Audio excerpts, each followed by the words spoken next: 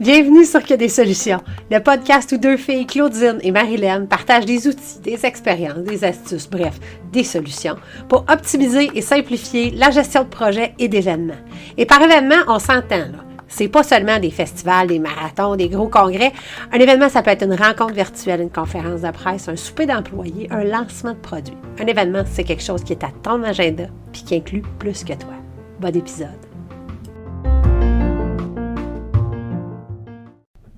Hey, salut! Aujourd'hui, je voulais te parler des services commandités, en fait, de la juste évaluation de ce que coûte véritablement, ce que vaut véritablement le projet ou l'événement sur lequel tu travailles. Donc, bien sûr, on sait là, quand vient le temps d'établir souvent on parle d'un bilan, là, mais c'est un mauvais terme parce que c'est pas le bilan qu'on fait, c'est l'état des résultats.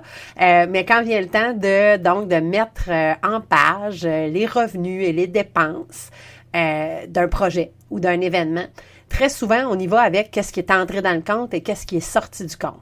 Et pourtant, ça donne pas une juste idée de ce qu'a été le projet ou de ce qu'a été l'événement, parce que bien souvent, il y a des contributions qui sont pas seulement en espèces, mais qui sont en nature. Puis là, je trouve toujours ça bizarre quand dans une demande de financement ou bien dans des documents de l'Agence du revenu pour nos organismes de bienfaisance, qu'on me demande qu'est-ce que vous avez reçu en nature. Il y a comme plein de connotations. On a plus l'habitude d'entendre ça pour dire ça a été payé en nature, c'est à caractère grivois ou sexuel. Mais donc, c'est l'appellation qu'on utilise. Mais moi, j'aime bien utiliser service commandité. Donc, quand tu revisites donc le projet ou l'événement qui vient de se passer, tout ce qui a été toute contribution qui a eu lieu de la part de partenaires, autant en apport qu'en dépenses, dans le fond, parce que, imaginons, tu réalises un événement extérieur, il y a un organisme local qui dit, écoute, moi, j'ai de la programmation, j'ai des musiciens sous la main, je suis en mesure de te fournir un technicien même de son, fournis-moi la scène et moi, je vais positionner ma programmation là-dessus puis ça va être ma contribution à ton événement. C'est-tu pas le fun quand ça arrive? Puis c'est pas du tout un cas d'espèce. Il y a des gens qui vont se reconnaître. Mais donc, quand ça se passe, il y a un apport qui a été fait. Donc, ce partenaire-là, s'il avait été un partenaire en espèces, il t'aurait donné les 3-4 000 $ que ça vaut. Puis toi, tu te serais reviré de bord, tu aurais fait une programmation, puis tu aurais dépensé ces 3-4 000 $ $-là sur des bandes, des musiciens, un technicien de son. Le fait que le partenaire soit là, ça t'a évité d'avoir une entrée d'argent, une sortie d'argent. Sauf que si tu n'en tiens pas du tout compte dans ton état des résultats, ce qui va arriver, c'est qu'on ne donnera pas une lecture juste de ce que valait ton événement. Si demain matin, on voulait le reproduire, on voulait travailler sur la prochaine édition, il nous manquerait de l'information parce qu'on n'est pas en mesure, juste en regardant tes chiffres, ce qui est entré puis sorti de ton compte, de planifier pleinement l'événement qui a eu lieu parce qu'il nous manque des données. Donc, ce qu'on va faire dans ce cas-là, c'est qu'on va venir intégrer autant dans les revenus que dans les dépenses une portion service commandité. Ça peut être une portion en nature, file comme tu veux, sois naturiste, si ça te tente. Donc, service commandité. Et là, s'il y a énormément de partenaires qui s'impliquent, tu peux peut-être les regrouper là, pour pas que ce soit des lignes. Tu sais, le but quand on fait une liste de comptes, quand on fait un plan comptable, c'est pas d'avoir un compte pour chaque fournisseur, mais bien d'aller regrouper. Donc, on ne veut pas avoir service commandité un tel. Ça peut être carrément une ligne service commandité, 210 000 $, qui est le total de ce que tout le monde a apporté dans ton projet. Et là, dans tes dépenses, tu viens mettre service commandité dépenses. Puis ça, c'est une autre affaire, je vais faire un aparté à la fin. Services commandités, dépenses. Et là, tu vas pouvoir venir les associer. Soit venir mettre, disons, programmation. Fait que là, tu sais, dans programmation et technique, disons, on pourrait avoir justement le 4 000 $ qu'on disait, donc qui inclut les musiciens puis la technique. Si c'est très, très, tu sais, dans tes dépenses, dans ton plan comptable, il y a peu de postes budgétaires et la technique, donc c'est le sonorisateur, puis la programmation, les artistes, c'est présenté de façon indépendante, bien, tu pourrais le reprendre. Mais là, c'est là l'avertissement que je veux faire. Ne font surtout pas ça dans tes dépenses globales. Je m'explique. La pire chose à faire, c'est d'aller faire filtrer ça dans tous tes postes budgétaires.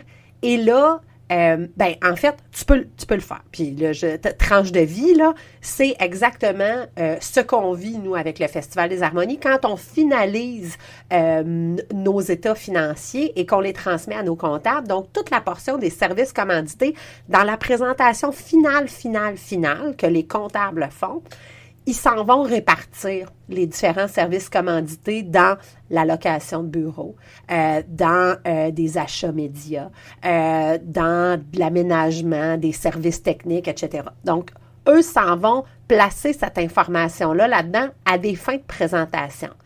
Jamais, au grand jamais, quand je reprends mes finances pour établir des prévisions financières ou pour faire des suivis, jamais que je pars de ce final-là parce que j'ai pas de lecture juste. Si je dis « Ah, j'ai 60 000, c'est vrai, en achat publicitaire. » Pas du tout, j'ai 30 000. J'ai 30 000, mais tous les médias chez qui j'achète, comme on est un organisme de bienfaisance, ils viennent doubler notre temps d'antenne, ils viennent doubler la valeur de ce qu'ils nous offrent.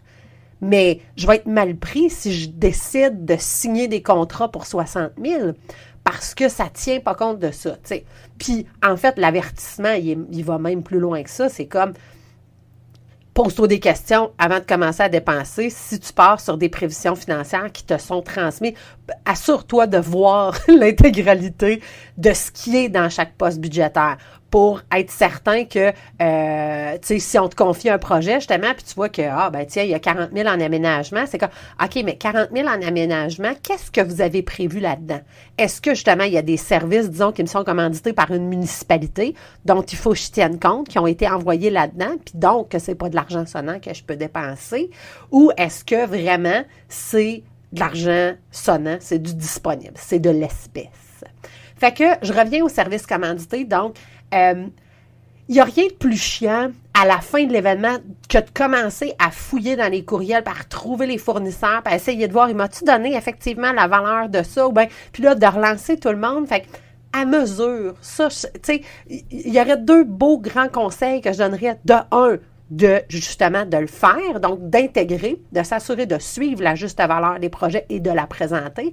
L'autre, c'est documenter à mesure. Donc, dès qu'il y a un partenaire qui approche, dès qu'il y a un partenaire qui s'intègre au projet, juste de voir, puis même idéalement, tu sais, nous, on fait faire une mission d'examen par nos comptables, donc c'est pas un audit qu'on fait faire de nos services commandités, mais quand même une mission d'examen, c'est assez précis. Pas un petit avis au lecteur, puis c'est pas des finances maison. Et ce que l'on fait, c'est que on documente chacun des services commandités et on doit présenter des pièces justificatives, on doit les tenir. Puis, tant qu'à moi, c'est comme le minimum dans de la gestion d'être capable, ne serait-ce que d'être un petit peu ISO, là, tu sais, demain matin, tu disparais. Quelqu'un est capable de prendre les dossiers, d'avoir accès justement aux dossiers services commandités, de voir tous les PDF de ces échanges-là, courriels peut-être, de cette signature-là que tu as avec le photographe qui dit, moi, je vais te donner mes services qui en vaudraient à peu près pour, disons, 2000 $. Puis en échange, j'aimerais ça que les photos que je prends, que je sois en mesure de les vendre, tu sais, aux différents participants qui sont là sur ton site, tu sais, qu'on puisse les mettre puis que les gens puissent me contacter. Puis comme ça, moi, j'ai un potentiel de faire des ventes, mais en même temps, je te donne mes services. Fait que ça, d'aller documenter, puis d'aller mettre une juste valeur. Puis là, il faut faire attention aussi de ne pas gonfler, là, on s'entend, là. Mettre une juste valeur sur les choses. Mais d'être en mesure, donc, de donner une idée réelle du projet. Puis, donc, documenter à mesure. Puis, si ça te fait peur, là, ce que j'ai dit là, par rapport à « Ouais, mais là, effectivement, là, tu sais, si ça se fond tout, quand est-ce que je vais savoir c'est quoi qui est quoi? » Bien, tu peux juste y aller en 2 colonnes, dans le fond, puis avoir un total. Donc, qu'est-ce qui était en espèces? Puis après ça, l'autre colonne, qu'est-ce qui était en nature, en service commandité? Et donc, tu es en mesure, en tout temps, de voir, OK, mais dans le fond, ce que je transige en argent, c'est 35 000 dans ce projet-là, mais ce que je reçois, c'est 75 000. Fait que dans le fond, le projet en vaut 110. J'ai-tu fait des bons calculs? Je pense que oui. Fait que voilà pour les services commandités. Puis je t'invite vraiment à ouvrir l'œil. Tu sais, même si tu as une business, donc une entreprise à but lucratif, il y a plein d'échanges qu'on fait comme ça. Ça vaut la peine d'avoir un œil là-dessus, de le voir, de le documenter. De toute façon, c'est du in-out. Fait que ça ne te permettra jamais de sauver de l'impôt, là, tu sois illégal.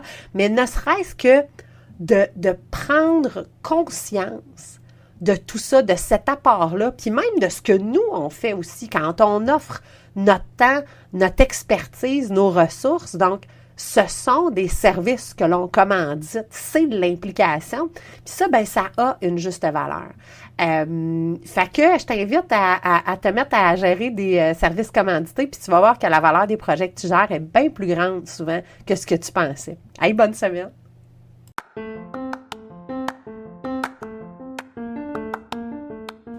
C'était un autre épisode de Que des solutions, le podcast où on te partage des expériences, des trucs, des astuces, bref, des solutions pour optimiser et simplifier la gestion de projets et d'événements. Suis-nous sur les médias sociaux, sur Facebook, Que des solutions, la vraie page, sur notre site web quedessolutions.com ou encore sur Instagram, #solutions au pluriel, bien sûr.